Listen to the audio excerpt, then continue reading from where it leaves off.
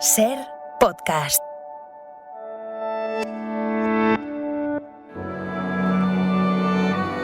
Bienvenidos a Sucedió una noche, un programa dedicado al mejor cine de todos los tiempos. I wanna hide from the sun, I wanna live in the dark, I wanna go to the movies. Nobody's waiting outside, but I feel alright, 'cause I'm here on my own. I can kiss Marion and Jane, I can sing in the rain, I can be Superman. I'll never come out again. Las estrellas míticas, los grandes directores, las películas inolvidables. Don't look for me in the town, I'm not lost in the crowd, I am here at the movies. Bobby's driving his cat, and Steve has a shark that's 30 feet long. I can fly over the cuckoo's nest and come again, 'cause I'm totally crazy. My eyes are wide shut at last.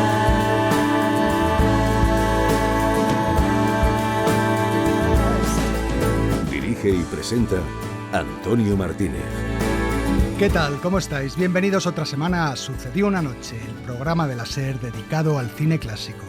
Hoy vamos a tener por aquí a un tipo que enseguida reconoceréis por su saludo característico. ¡Buenos días! ¡Buenos días! Oh, por si no nos vemos luego, buenos días, buenas tardes y buenas noches. Es Jim Carrey, protagonista del show de Truman. También vamos a hablar de autocines. ¿Qué película veremos? No hemos venido a eso. No tengas tanto morro. Charlaremos con la directora Pat Jiménez y en la sección de Jack Bourbon conoceremos lo dura que puede ser a veces la vida de un gigoló. ¿Y si hicieras de chulo? Lo digo en serio. Hay tías ricas y solitarias por aquí. No soy el cowboy de medianoche. Eso es, vamos a hablar de Cowboy de Medianoche, la película de Dustin Hoffman y John Boyd. Nosotros estamos listos y vosotros también. Que comience Sucedió una noche. I wanna hide from the sun, I wanna live in the dark, and I'll never come back. El espectáculo está a punto de comenzar. Pero no se alarmen ustedes, no les cobraremos la entrada. Lo que el cine nos dejó. Es tan difícil ser alguien que la gente no olvida. Este lunes 5 de junio se cumplen 25 años del estreno de El Show de Truman, una de las películas más famosas de la década de los 90. La dirigió en 1998 el australiano Peter Weir, responsable de otros grandes títulos como Único Testigo, El año que vivimos peligrosamente, El Club de los Poetas Muertos o Master and Commander. 1.700 millones de espectadores vieron su nacimiento. Nace una estrella. 220 países le vieron dar sus primeros pasos. El mundo entero contuvo el aliento para verle robar su primer beso. Truman creció y la tecnología se desarrolló. Toda una vida registrada por una intrincada red de cámaras ocultas. Una vida emitida en directo 24 horas al día. Ahora en su 30º año triunfal de emisión, El Show de Truman.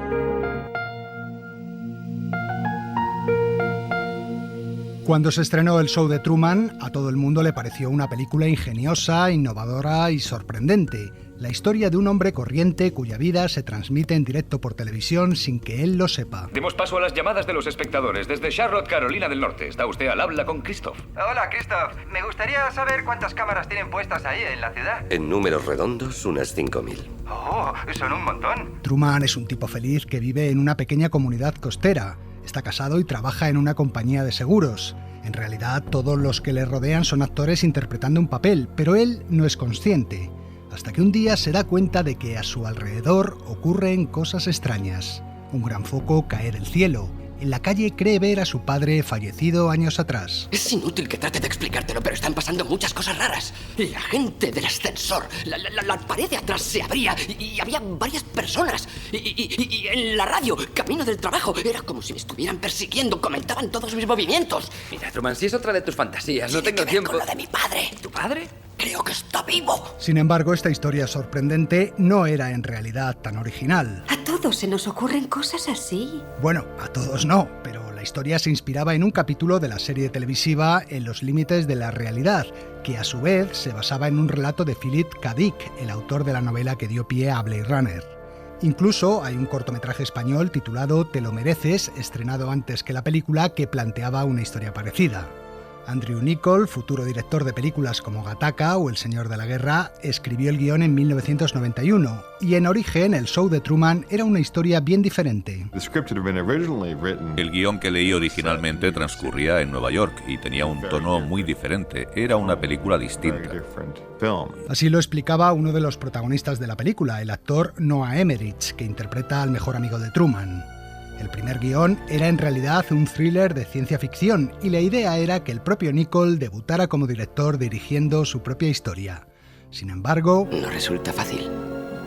Hace falta pasta. Así es, era un proyecto caro de $80 millones y en la Paramount pensaron que era demasiada responsabilidad para un director debutante.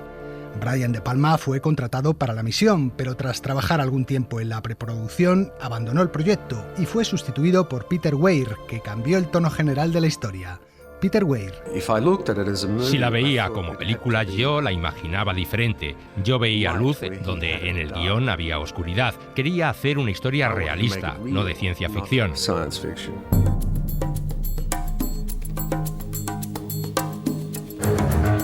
Hasta 12 veces fue reescrito el guión para adaptarlo a la nueva visión de Weir. El actor protagonista también cambió. Del inicialmente elegido Gary Oldman se pasó a Jim Carrey, una elección sorprendente para muchos, ya que Carrey, con sus muecas e histrionismos, era un actor básicamente de comedia. Cuando vi Ace Ventura me di cuenta de que era una estrella que tenía una energía muy particular y un encanto que me recordaba a Charlie Chaplin. Y como él, Jim también era ambicioso y estaba listo para un cambio.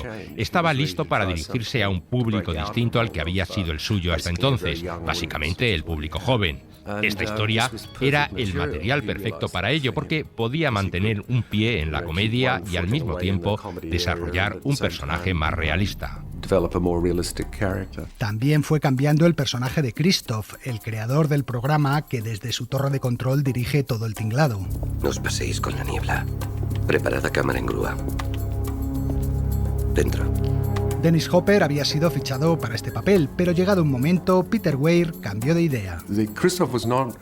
Originalmente Christoph solo aparecía al final de la película, pero en las diferentes revisiones del guión le fuimos dando cada vez más presencia y matizando su personalidad, y poco antes de empezar el rodaje me di cuenta de que necesitábamos otro tipo de actor. Y el elegido fue Ed Harris. Verás, Mike, tengo una gran noticia. Meryl abandonará a Truman en un próximo episodio, lo que nos permitirá introducir otro pasaje romántico en su vida. Ajá. Sigo empeñado en que se produzca la primera concepción en directo de la televisión. La película se rodó en una población costera de Florida llamada Seaside. Fui a 1000 sitios, pero no vi nada comparado con esto. Mira qué puesta de sol, Truman. Es perfecta. Las portadas, cuadros y postales diseñadas por Norman Rockwell en los años 60 representando el sueño americano fueron la inspiración visual de la película, así como la estética colorista de los anuncios televisivos. Te prepararé una bebida con este nuevo producto Mocacao, hecho con semilla de cacao natural de los montes de Nicaragua sin edulcorantes artificiales. ¿De qué coño estás hablando? ¿A quién le hablas?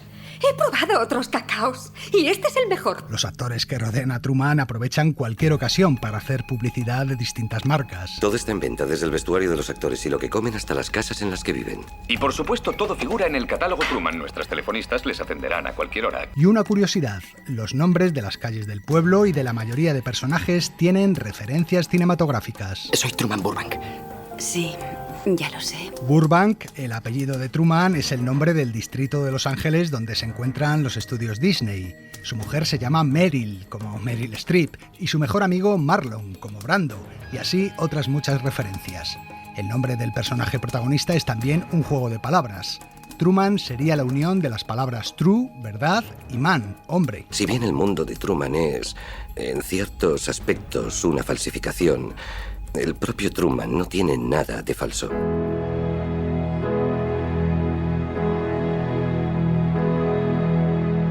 El show de Truman nos muestra el lado más perverso y manipulador de la televisión. Todo vale para conseguir una audiencia planetaria. Y Y si la televisión es un parque de atracciones en donde todo es posible, entonces la mayor atracción es convertirnos en mirones de la vida de un personaje que cree vivir en el mejor de los mundos, pero que todo lo que le rodea es falso. ¿Y tú quién te crees que eres para coger a un bebé y convertir su vida en una farsa?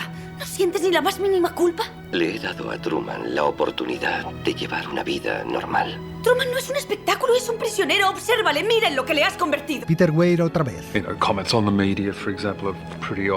La crítica a los medios de comunicación era obvia, pero había otros temas en la película, como la difusa línea que separa lo real de lo no real. Cuando ves al público viendo el show televisivo, te das cuenta de que no son conscientes de que para su diversión se está explotando a un ser humano. Así es, la película ha dado pie a distintas reflexiones metafísicas. ¿Nunca has pensado, Marlon, que tu vida ha sido conducida en cierta dirección? No. ¿Hasta qué punto somos libres? ¿No están nuestras vidas tan controladas y programadas como la de Truman? ¿Cuál es el lugar que realmente ocupamos en el mundo?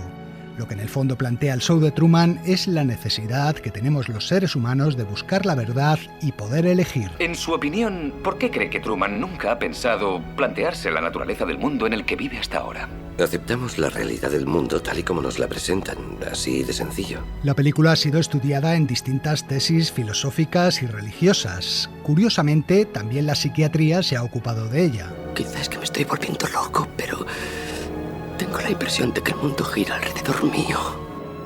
Es mucho mundo para un solo hombre, Truman. Existe un trastorno conocido como el síndrome de Truman, que afecta a pacientes esquizofrénicos que creen vivir como el protagonista en un show de televisión.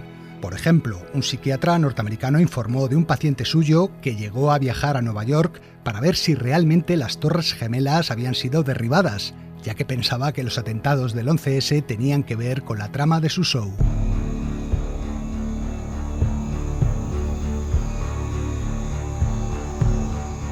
El show de Truman fue un gran éxito de taquilla. Jim Carrey y Ed Harris ganaron sendos Globos de Oro por sus papeles y la película fue nominada a 3 Oscar, aunque al final no se llevó ninguno. El film supuso también un cambio en la carrera de Jim Carrey, que, aunque siguió haciendo comedia, a partir de entonces pudo acceder a papeles más dramáticos como los de Man on the Moon, Olvídate de mí o de Majestic. Supongo que lo mejor de este proyecto es que puedo mostrar otros registros de mi trabajo, registros que tengo pero que no acostumbro a expresar. Y por supuesto, el show de Truman se convirtió en el precedente de la moda de los reality shows que llenan las televisiones de todo el mundo en las últimas décadas. ¿Quién eres? Soy el creador del programa de televisión que llena de esperanza y felicidad a millones de personas. ¿Y quién soy yo? El protagonista. No es casualidad que el programa Gran Hermano debutara tan solo un año después del estreno de la película. Laura Linney, otra de las protagonistas del show de Truman.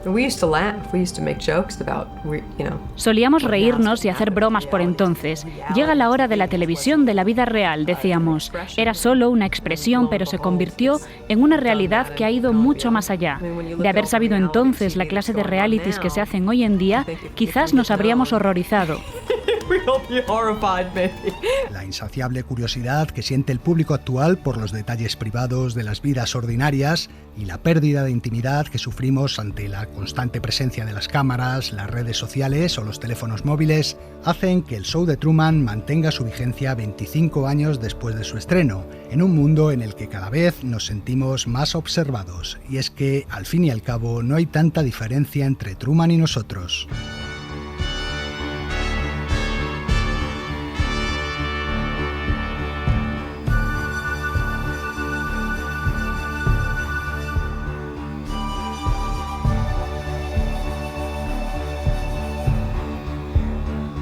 Los habituales ya sabéis cuál es la siguiente parada del programa, nuestro juego de las películas. Este es un centro familiar. Eso significa que no quiero dedos dentro de los vasos, pelos en la sopa y que tendréis que entretener a las chicas. ¡A todas! Incluso a las feas. Subidlas a la terraza, mostradles las estrellas, enamoradlas como queráis. ¿Qué tal, chicos? ¿Entendido? Lo tuyo es diferente. Baila con ellas, enséñales el mambo, el cha-cha-cha. Para eso pagan. Pero nada más.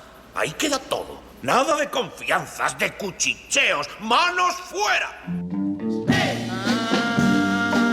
Just a little bit longer. Please, please, please, please,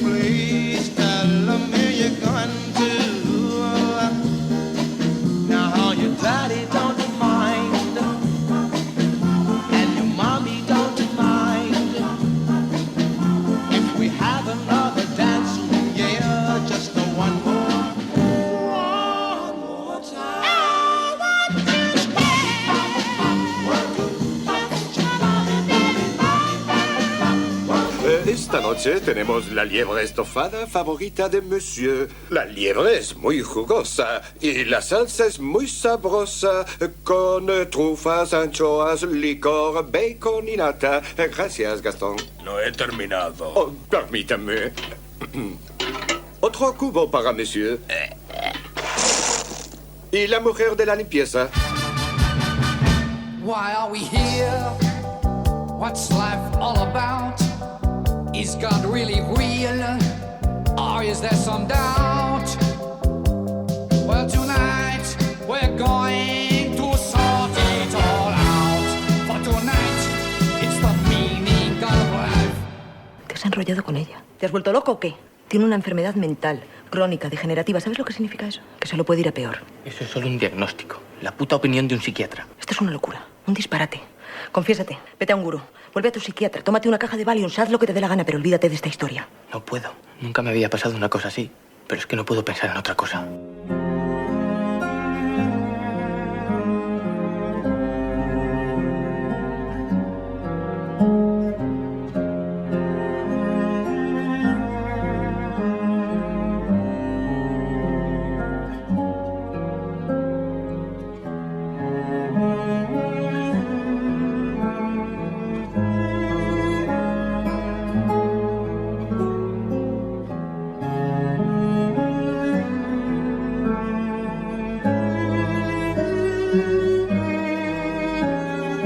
Bueno, yo creo que al menos dos eran bastante fáciles. La tercera ya no tanto.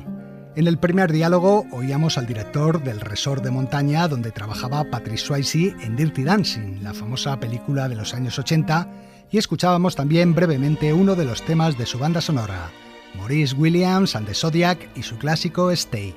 La segunda película era El sentido de la vida de los Monty Python, un fragmento de la escena en la que el señor Creosota come y vomita sin parar. Y era Eric Idle quien cantaba a continuación la canción principal de la película, The Meaning of Life. Y terminábamos con la más difícil de las tres, Lágrimas Negras, la última película que dirigió Ricardo Franco. De hecho, falleció durante el rodaje y la película fue terminada por su ayudante, Fernando Bauluz. En Lágrimas Negras, estrenada en 1998, Ariadna Gil daba vida a una joven que vivía en esa delgada línea que separa la cordura de la locura y de la cual se enamoraba Fele Martínez. Su banda sonora, que aún suena de fondo, es obra de Eva Gancedo. Dale un título y lo escribirá. Enciclopedia Curiosa del Cine. Parece más una bomba que un libro. Hoy nuestra enciclopedia nos recuerda otro aniversario. El 6 de junio de 1933, hace ahora 90 años, se inauguraba en Camden, Nueva Jersey, el primer autocine de la historia. Un tipo de exhibición cinematográfica que ha dado mucho juego en el cine, apareciendo como escenario en un sinfín de películas.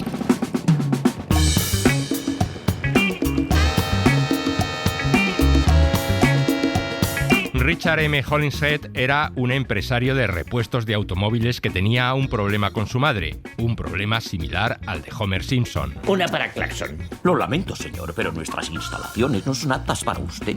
¿Pero qué está diciendo? Digo, señor, que un hombre de su envergadura traseril no cabe en nuestras butacas. ¿Me siento en el pasillo? No, eso iría contra las normas antiincendios. Como Homer en aquel capítulo de Los Simpsons, su madre padecía una obesidad extrema que le impedía acudir a las salas de cine. Hollingshead hizo entonces una prueba en su jardín. Entre dos árboles puso una sábana a modo de pantalla, alquiló un proyector y sentada en el coche su madre pudo ver al fin una película. La idea le pareció buena y decidió patentar el sistema. Un año más tarde, el 6 de junio de 1933, nacía el primer autocine en la ciudad de Camden. Tenía capacidad para 400 coches y una pantalla de 120 metros cuadrados. 600 personas asistieron a esa primera sesión de autocine pagando 25 centavos por persona y 25 más por vehículo. Y la primera película que se exhibió fue Wise Beware, de Fred Niblo. El eslogan del autocine era «Cada quien en su propio palco». Y en la entrada había un cartel con letras gigantes que decía «Toda la familia es bienvenida, sin importar los ruidosos que sean sus niños». Los autocines, en efecto, eran una buena solución para las familias ya que resultaban más baratos que una sala normal. pero fueron los jóvenes los que se mostraron más entusiastas de los drive-in, como así se les llama en Estados Unidos, dado lo que implicaba a la hora de relacionarse. ¿Has visto aquí muchas películas? Sí, y no. Verás, cuando vienes aquí no te importa demasiado la película. El coche era un espacio privado donde disfrutar de cierta intimidad, un rincón mucho más seguro y al abrigo de miradas ajenas que las filas de atrás de los cines. ¿Has traído algo? Aquí llevo un impermeable, me costó 25 centavos. ¡Qué derrochador! Al principio, cada coche se estacionaba al lado de un pequeño altavoz individual que se enganchaba en la ventanilla. Este es el altavoz.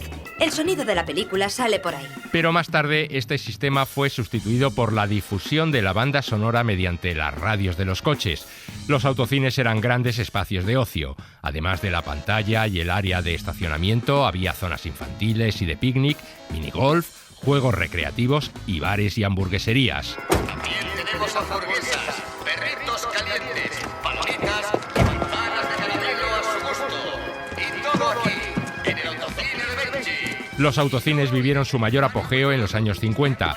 Solo en Estados Unidos había abiertos unos 4.000, pasando a ser un símbolo más del American Way of Life. Y su recaudación suponía el 25% de toda la taquilla cinematográfica del país. Sí, esos días fueron mucho. Lleno todas las noches. Se escondían en el maletero para colarse. Había que conocer todos los trucos. Se dice, aunque es difícil comprobarlo, que 1 de cada 4 estadounidenses de la generación Baby Boomer fue concebido en un autocine. En esa época eran habituales las actuaciones de grupos musicales antes de la proyección y estrellas famosas acudían al estreno de sus películas. ¡Ahí viene! Sí, ¡Ya está aquí! Orlo. Bienvenido, señor Orlo, que es un honor tenerle con nosotros. Es usted muy amable. ¿Dónde he de hablar? Hemos montado un escenario frente a la pantalla. A partir de los años 70 comenzó la decadencia de los autocines, aunque en un número mucho más reducido han permanecido hasta la actualidad. Incluso durante la época del COVID vivieron un repunte como alternativa a las salas de cine convencionales. En la actualidad tan solo hay unos 300 en todo el mundo, varios de ellos en España, en ciudades como Gijón, Guecho, Madrid y especialmente en la Comunidad Valenciana, donde hay 3.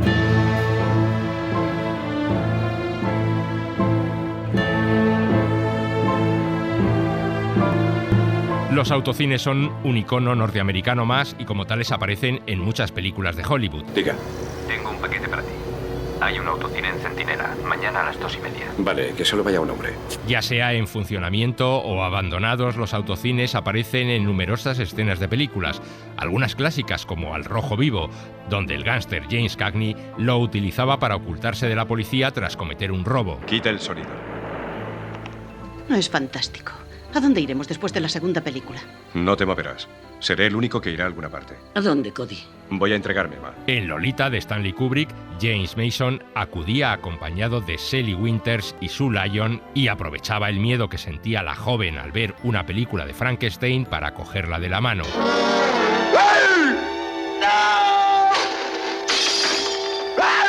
También hemos visto, por supuesto, autocines en películas de jóvenes pandilleros. ¿Qué hacen 2 damitas como vosotras con un par de grasientos? Dallas las estaba molestando y nos lo han pedido. ¿Molestando? ¿Y dónde está Dallas? ¿Se puede saber? Eso, ¿dónde está Dallas?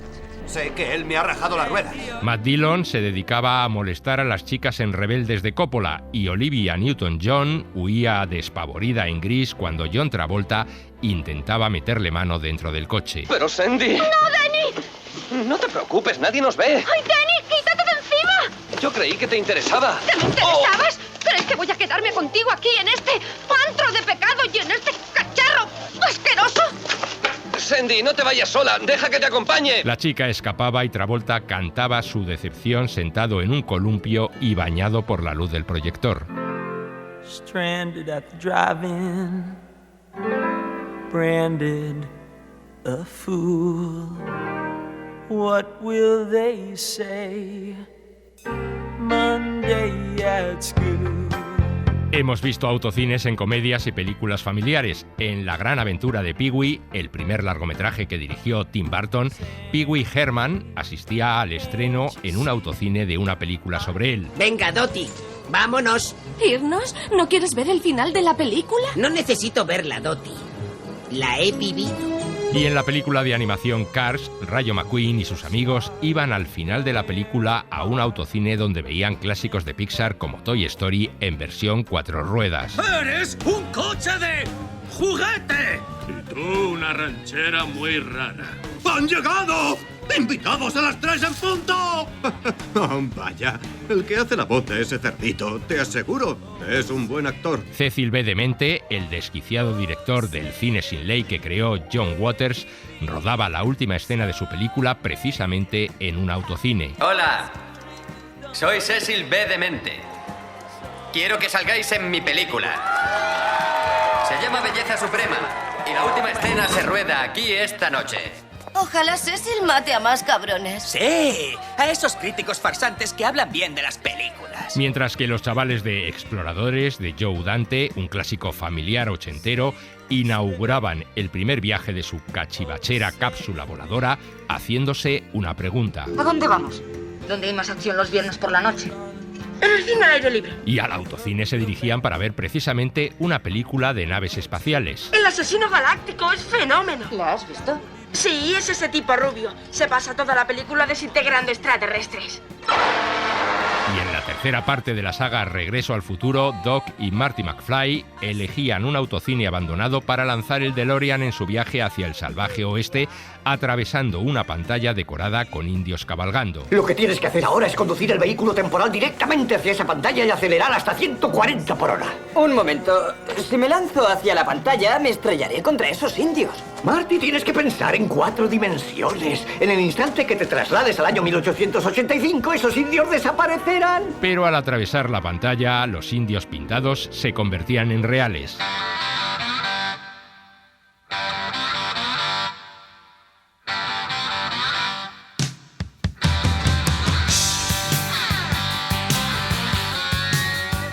También los autocines sirven de escenario para películas de terror y thrillers.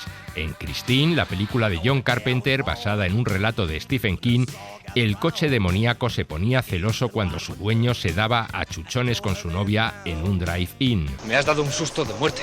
Entonces vende ese coche. Yo no vuelvo a entrar en él. La culpa de que te ahogaras no la tiene Christine. Algo pasó, Arnie. Cuando me ahogaba pasó algo muy raro. La radio se encendió sola y todo se iluminó. Tú no me ayudaste, Arnie, y estuve a punto de morir. Mi puerta se había atrancado. En Targets, el héroe anda suelto, una película de Peter Bogdanovich del año 1968, un psicópata se dedicaba a disparar indiscriminadamente a los coches del autocine. ¡Tiros! ¡Alguien está disparando! ¡Hay un francotirador! ¿Pero qué pasa aquí? No lo sé, dicen que hay un loco disparando sobre la gente. Ve a la cabina y dile a Bill que pare la proyección. Bill está muerto en la cabina.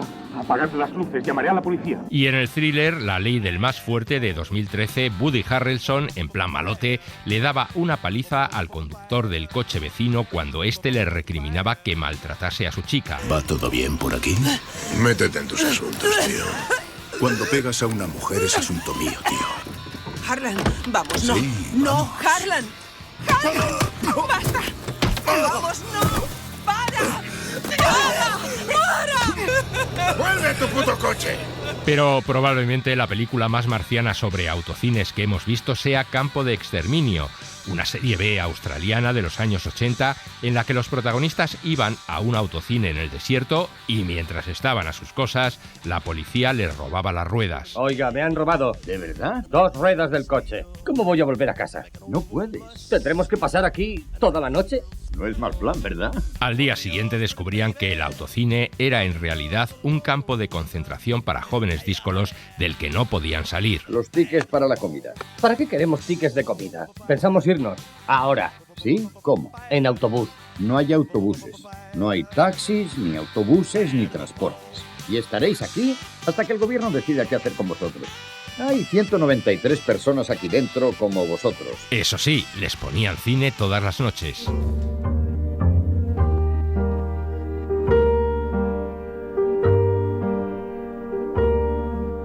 Más películas en Olvídate de mí, de Michel Gondry, uno de los recuerdos que Jim Carrey intentaba que no borrasen, transcurría en un autocine. Kate Winslet y él veían la película sin sonido poniendo ellos mismos las voces. ¿Es que no ves que te quiero, Antoine? ¡Qué afortunado! ¡Dame un beso!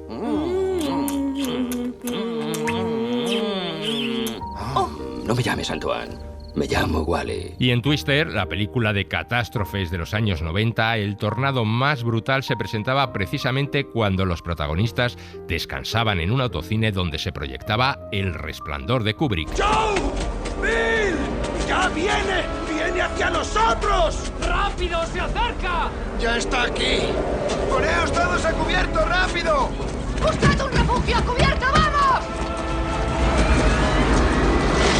Veis, hay muchas escenas de película que transcurren en autocines y podíamos seguir enumerándolas largo rato, pero vamos a terminar con una de nuestras favoritas, aquella de las normas de la Casa de la Sidra, en la que Charlize Theron le explicaba a Tobey Maguire cómo se comporta realmente un joven en el autocine. Te enseñaré lo que se hace aquí, ya que es para tener intimidad, por lo que se hacen los cines al aire libre, así que encógete. Vamos, húndete en el asiento. A continuación, dame tu brazo. Me rodeas con él, te acurrucas y te abrazas. Por eso, no te enteras mucho de la película. Yo vería la película.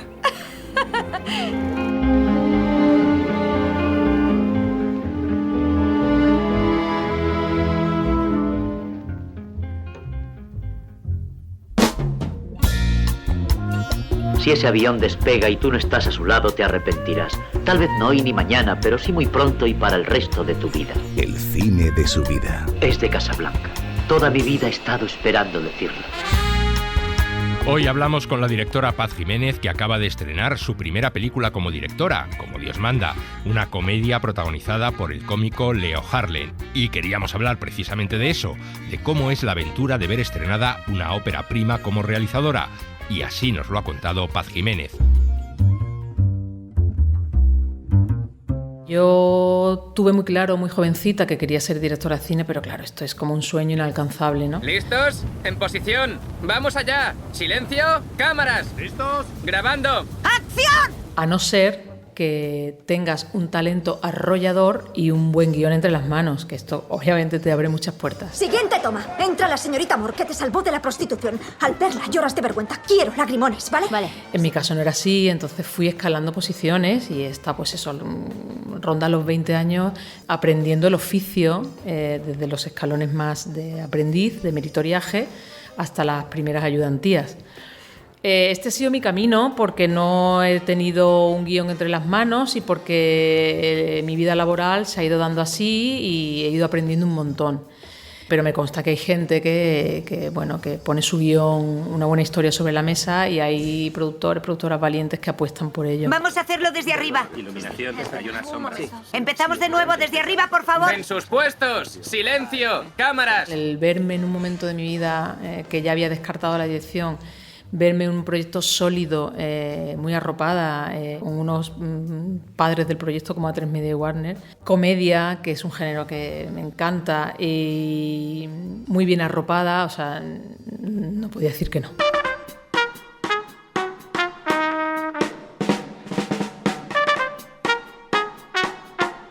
El primer día hubo nervios, los hubo, y hubo vértigo y miedo escénico. Ya está. No, Mika, ya Punto casi final, estamos. se acabó. pondrá las pilas, ¿vale? No, quiero que me lleves a la costa ahora mismo. No, Salto cálmate. al agua y regreso nadando. Cálmate, ¿vale? Vamos a volver a empezar y lo haremos bien. Uno de los muchos privilegios y regalos que me han hecho en este proyecto ha sido poder elegir a los jefes de equipo. Yo pude elegir a mi ayudante de dirección, que es Rafa Carmona. Pude elegir a la directora de fotografía, a Eva Díaz. Pude elegir al jefe de sonido. Entonces, todos esos compañeros que casi ya a estas alturas son más amigos que compañeros, vivieron el primer día de rodaje y el rodaje en general con casi la misma ilusión que yo.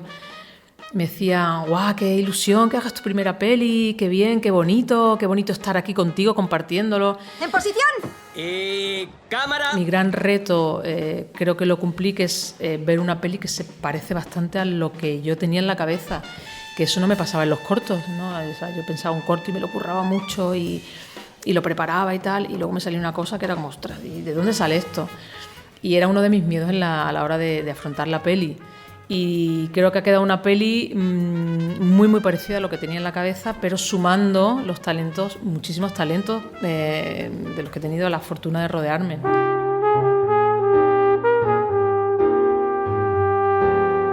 Cada día de rodaje se genera un material que se envía y chequea todo el mundo.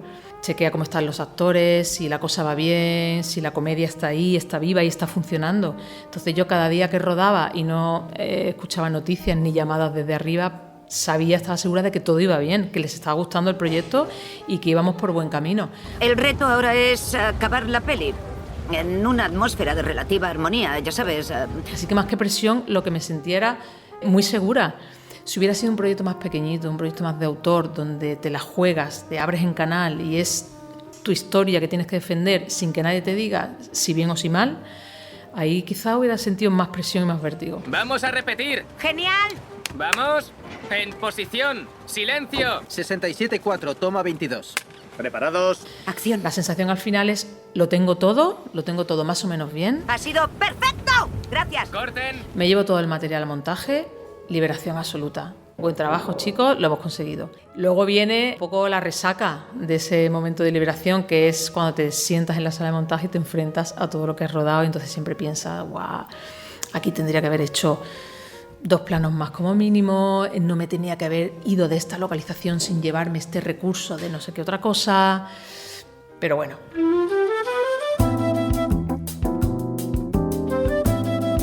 Me gustaría, primero de todo, la reacción del público.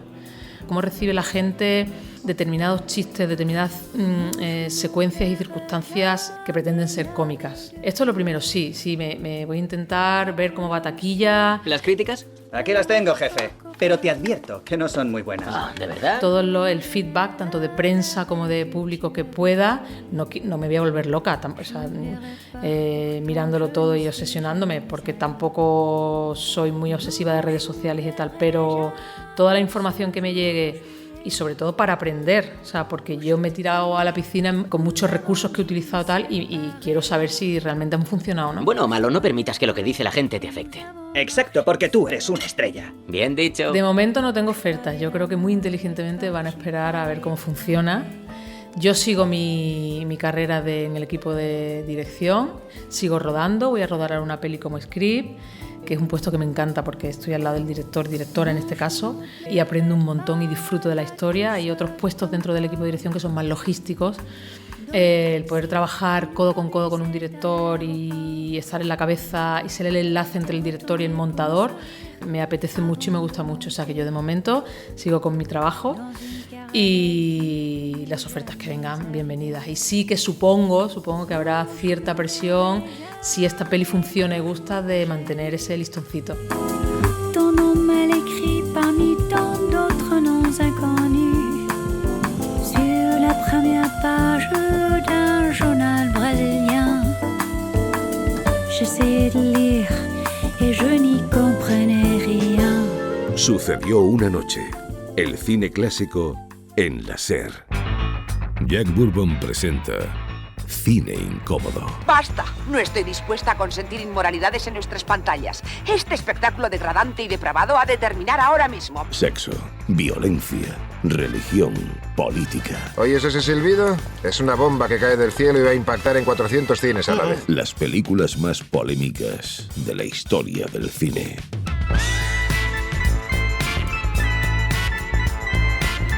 ¿Qué tal, amigos? La película que os traigo hoy es Cowboy de Medianoche, dirigida por John Schlesinger en 1969 y protagonizada por Dustin Hoffman y Jon Voight. Schlesinger era un director británico que creció dentro del free cinema inglés con películas como Darling o Lejos del mundanal ruido. En Estados Unidos rodaría otros títulos importantes como Marathon Man, como Plaga de Langosta y, por supuesto, Cowboy de Medianoche. Por cierto, todo el mundo relaciona esta película con la famosa canción de Harry Nilsson, Everybody's Talking, pero curiosamente, la canción del film no iba a ser esa, sino esta otra. Esperad un segundo que os la pincho en el tocadiscos. Lay, lady, lay, lay across my big brass bed. Pues sí, Lay, Lady Lay, uno de los grandes éxitos de Bob Dylan. Dylan la había compuesto para la película, pero no pudo entregarla a tiempo, así que Schlesinger y su montador utilizaron la canción que usaban como relleno de fondo en las primeras ediciones de la película, que no era otra que Everybody's Talking. De esta forma, el tema, en la voz de Harry Nilsson, se convirtió en una de las canciones más famosas de la historia de la música cinematográfica. Pero vamos ya con la película. The winner is Midnight Cowboy. El Oscar de Cowboy de Medianoche a la mejor película en la ceremonia de 1970 fue una gran sorpresa para mucha gente. No solo porque venció a otras películas que eran más favoritas, como Dos hombres y un destino o Hello Dolly, sino porque era la primera y única vez en la historia de los premios que una película calificada X conseguía la estatuilla de Hollywood. Y una calificación X por entonces no era ninguna tontería. La mayoría de los cines se negaban a exhibir películas con esa calificación y los periódicos no publicaban anuncios de ellas. Algunos miembros de la Academia se mostraban indignados con el premio a Cowboy de Medianoche, entre ellos John Wayne, que en esa ceremonia había ganado también el Oscar por su actuación en Valor de Ley. Una bonita historia de amistad entre dos hombres. Venga ya, es una película sobre maricas. Una bazofia perversa. Curiosamente, Wayne era mencionado en la película en una discusión sobre vaqueros. Pero sí te digo que tu encanto de cowboy únicamente atrae a los maricas de la calle 42, a los invertidos. A esos gusta tu hermoso aspecto de vaquero. Y John Wayne. ¿John Wayne también es marica? Everybody's talking at me. I don't hear a word they're saying. Only the echoes of my mind. Después del éxito del Graduado, Dustin Hoffman se había consagrado como una de las estrellas más prometedoras del cine americano. Sin embargo, todos los papeles que le ofrecieron a continuación seguían en la misma línea del personaje de esa película, un joven ingenuo e idealista. Dustin los rechazó todos, llegando a pasar debido a su terquedad más de un año en el paro, hasta que por fin cayó en sus manos un guión que adaptaba a una novela de James Leo Herlihy titulada Cowboy de Medianoche. En ese guión había un personaje de ratero timador, tullido y tuberculoso del que el actor se enamoró enseguida. Pero no todos creían que era buena idea. Muchos intentaron disuadirle de no hacer esa película. Su representante, sus amigos, incluso el director del Graduado. Mike Nichols me llamó y me dijo: yo te convertí en una estrella con El Graduado. ¿Qué estás haciendo? Has perdido el juicio. Ese es un personaje repulsivo y además es secundario, no es el protagonista. ¿Por qué saboteas así tu propia carrera? Pero yo adoraba el reto que suponía hacer de Ratso un gran personaje e hice lo que deseaba. Pero no solo a Mike Nichols. Al director John Schlesinger tampoco le convencía la idea de Hoffman interpretando a ese personaje. La primera vez que me reuní con Schlesinger fue cerca de Times Square. Él había visto El Graduado y pensaba que yo no era el actor adecuado para el papel, así que le pedí que nos viéramos en la puerta de un local que hay en la calle 42 a las 3 de la madrugada. Schlesinger esperó largo rato a la puerta del local, pero Hoffman no aparecía. En ese tiempo no se fijó apenas en un vagabundo vestido con harapos que había a 3 metros de él y que pedía monedas a la gente que pasaba. Cuando Schlesinger estaba a punto de marcharse, el mendigo se le acercó y solo entonces descubrió que era Dustin caracterizado. A partir de ese momento el director no tuvo dudas de que él era el actor adecuado. Lo haces muy bien. Apuesto que podrías ganarte la vida. ¿Y terminar con una chepa como la de mi padre? Si piensas que yo soy un lisiado, tenías que verle a él. Para el papel protagonista, la productora quería a Warren Beatty, pero el director pensaba que un actor famoso como él le haría perder credibilidad al personaje. Schlesinger prefería a un desconocido. Se llama Joe Buck. Es un cowboy y acaba de llegar de Texas. No, es nuevo en la plaza, apenas conoce nada, pero es un ejemplar muy prometedor. Supongo que me entiende, ¿no? Así que hizo pruebas a muchos actores y el elegido finalmente fue John Voight, que hasta entonces solo había hecho algunas cosas en el teatro y pequeños papeles en televisión. Cowboy, ¿eh? Bueno, verá, no soy un auténtico cowboy, pero sí un auténtico chulo. Eso está muy bien. Me parece usted diferente de la mayoría de los chicos que vienen aquí. Usted, sin embargo, sabe muy bien lo que quiere. Por supuesto que sí. ¿Preparado para todo? Preparado para todo.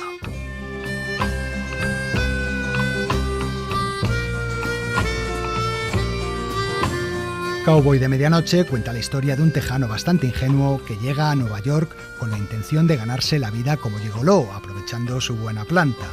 En un bar conoce a un estafador tuberculoso y cojo que se ofrece a ayudarle. Yo sé muy bien cuándo las hago disfrutar y cuándo fingen. Yo vivo de las mujeres, ¿no te has enterado? De acuerdo, eres un macarra. Pero un macarra que solo chulea prostitutas en la calle. Y eso no es rentable. Tú lo que necesitas es alguien que te promocione. Pero las cosas no salen como el cowboy esperaba y los dos personajes acaban compartiendo miseria en un apartamento cochambroso. Y te diré otra cosa. Empiezas a oler mal.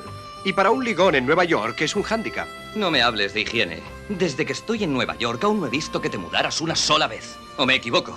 Yo no tengo necesidad de exhibirme en público, así que no veo por qué debería cambiarme. Apuesto a que nunca en tu vida has estado con una mujer. A pesar de las penalidades y decepciones que viven, entre los dos hombres va surgiendo poco a poco una historia de amistad que le lleva a los dos a ayudarse mutuamente. ¿Qué estás buscando? ¿Que me esfume para que puedas ir a tu maldita fiesta? Un momento, yo no he dicho eso. Les diré que no voy a ninguna parte si no me acompaña mi mejor amigo. No voy vestido para una fiesta. Cowboy de Medianoche es una película llena de amargura, protagonizada por dos personajes perdedores y marginales que no hacen otra cosa que perseguir el ansiado sueño americano. En la playa de Miami sí ligarías. Allí puede ligar cualquiera, incluso tú. En Nueva York, ninguna mujer que tenga cierta clase se dedica a los cowboys. Se iban a reír mucho de ti en la calle. Ninguna mujer se ha reído nunca. Yo he visto cómo se reían a tus espaldas. La química entre los dos protagonistas es excelente y según contaba John Boyd, los dos actores competían entre sí de forma sana, forzándose cada uno a dar lo mejor de sí mismo para estar a la altura de su compañero. I remember Dusty came in and he had Recuerdo que Dustin vino un día y me explicó que había ido al dentista para que le preparara los dientes para que pareciesen podridos. Era increíble su aspecto y esa cojera que ensayó para el personaje. Parecía un pajarillo con las alas rotas, así que no me quedó más remedio que buscar una forma adecuada de andar para mi personaje y tuve que hacerlo rápido porque una de las primeras escenas que rodamos era con nosotros caminando juntos. Hoffman se dejó la piel en su personaje. Se pasaba horas en los barrios marginales observando a los mendigos para estudiar sus movimientos y durante todo el rodaje llevó piedrecitas en su zapato para asegurarse de que su cojera fuera constante. Creo que no podré volver a andar nunca más. Me caigo cada 2 pasos. Tengo miedo. ¿Miedo de qué? Ya sabes lo que hacen cuando ven que uno se ha quedado impedido y no puede valerse por sí mismo. Oh, Dios mío. La actuación de Dustin Hoffman como Ratso Rizzo ocupa el puesto número 7 en la lista de las 100 mejores interpretaciones de todos los tiempos según la revista Premiere.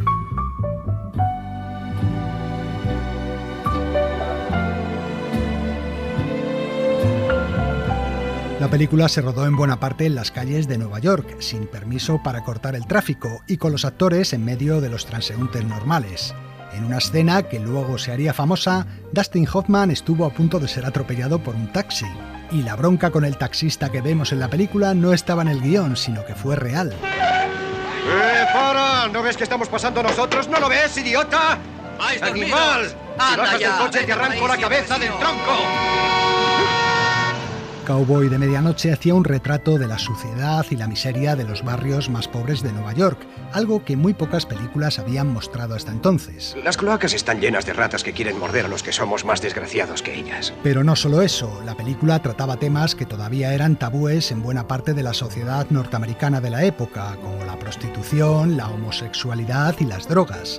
Se veía una felación en un cine, la escena de una violación y varias secuencias de prostitución masculina que a muchos les resultaban más que incómodas. A ver si me entero. ¿Cuánto me va a costar eso? 20 pavos. De acuerdo. Y taxi pagado para mí. Oh, lárgate, ¿quieres? Sí, quiero. Y por este servicio te cargo $1 de taxi. Esas escenas acabarían pasándole factura a la película. Lo contaba el productor Jerome Hellman. La película estaba terminada y la United Artists la envió al organismo calificatorio. Allí les dijeron que si no hacíamos algunos cortes nos iban a dar una calificación X. En aquellos tiempos una X significaba que no podías acceder a determinados mercados y no podían emitirse anuncios de la película por televisión. La X en las ventanas quiere decir que se trata de pisos que no se pueden alquilar porque han sido declarados inhabitables.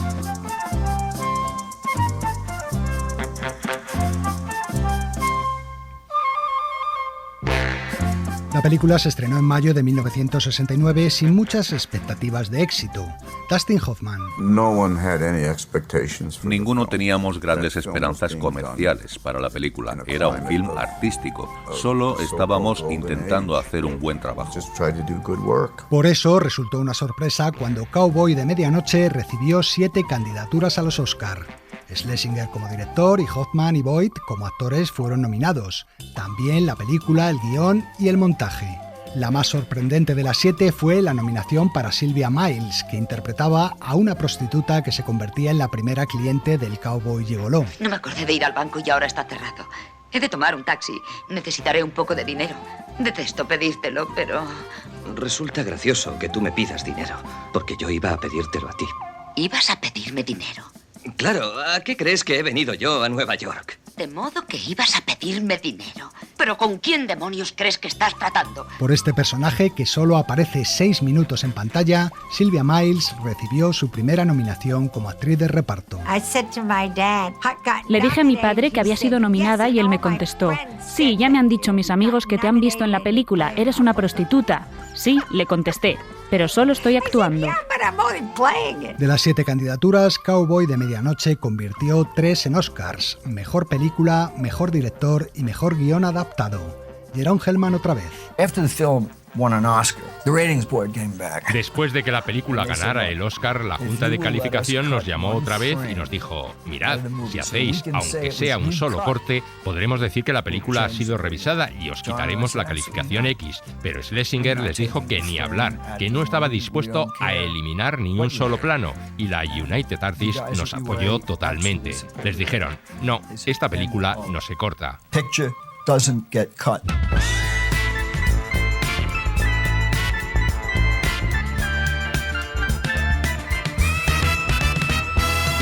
Un año después, en 1971, la película recibió una nueva calificación sin que se eliminara ninguna escena.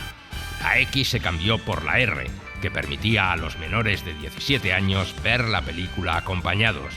A pesar de todo, en algunos países como Irlanda, Turquía, Polonia o Hungría, la película estuvo prohibida durante varios años. En España, sin ir más lejos, no pudimos verla hasta 1975. En fin, amigos, hasta la semana que viene. Continuará. Nos vamos. Elio Castro y Antonio Martínez hacemos Sucedió una noche con Laura Martínez en las redes sociales y echando una mano con algunas voces, al igual que Pascual Gozalvez. La versión que cierra hoy el programa corre a cargo de Daryl Sherman y Dave McKenna, que interpretan a su manera una canción de Volando hacia Río de Janeiro, la primera película en la que bailaron juntos Fred Astaire y Ginger Rogers. Gracias por estar ahí y hasta la próxima. My Rio, Rio by the sea, flying down to Rio where there's rhythm and rhyme. Hey fella, twirl that old propeller, got to get to Rio and we've got to make time. You love it, soaring high above it, looking down on Rio from a heaven of blue. Send a radio to Rio de Janeiro with a big hello just so they'll know and stand by. We'll fly. Hey Rio, everything will be okay. We're singing and winging our way to you.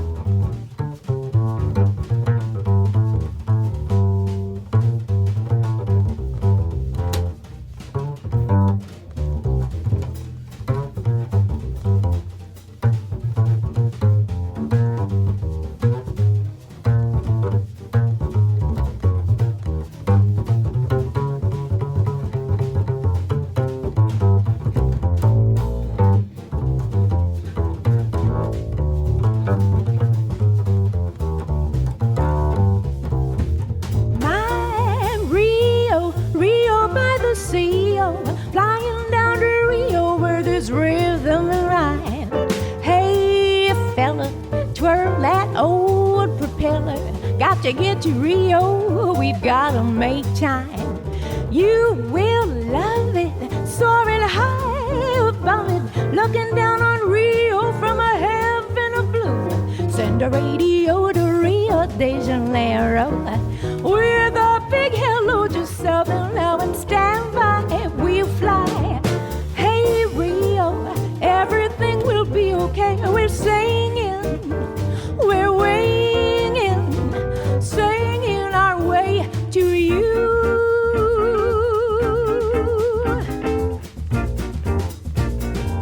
On our way down to you.